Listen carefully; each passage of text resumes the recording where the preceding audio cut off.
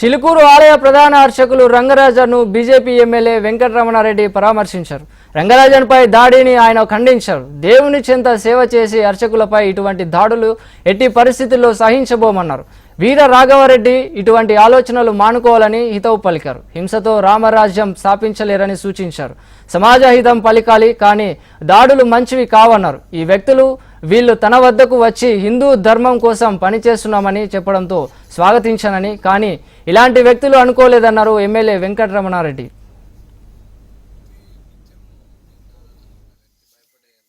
Bharatiya Janata party తరపున చిలుకూరి బాలాజీ గుడి ప్రధాన అర్చకులైనటువంటి రంగరాజన్ గారి మీద 7వ తారీఖు జరిగినటువంటి దాడిని ఖండిస్తూ వారికి మేమున్నాము వెన్నంటి అని చెప్పడానికి ఇక్కడికి రావడం జరిగింది. చిలుకూరి బాలాజీ టెంపుల్లో ఎవరైనా సరే వచ్చి మొక్కులు తీర్చుకుంటే ఆపద మొక్కుల వాడు ఆ వెంకటేశ్వర స్వామి, ఆ బాలాజీ మా మొక్కులు నెరవేరుస్తారనే ఒక దృఢమైన గాఢమైన నమ్మకంతో ప్రజలు వేలాదిగా వచ్చి ప్రదక్షిణాలు చేసే సందర్భం ఇక్కడ చిలుకూరి బాలాజీ టెంపుల్ కున్న గొప్పతనం అది. దాన్ని అభివృద్ధి చేసినటువంటి ప్రధానార్చకులు రంగరాజన్ గారు, ఇక్కడికి వచ్చినటువంటి ప్రజలు ఎవరు కూడా, ప్రతి ఒక్కరు కూడా, ఏ ఒక్కరు ఈ గుడి గురించి వ్యతిరేకంగా కానీ, ఇక్కడ ఏదన్నా తప్పు జరుగుతుంది అని కానీ గత కొన్ని సంవత్సరాలుగా ఒక్కరు కూడా అన్నటువంటి మాటను ఎవరు వినలేదు,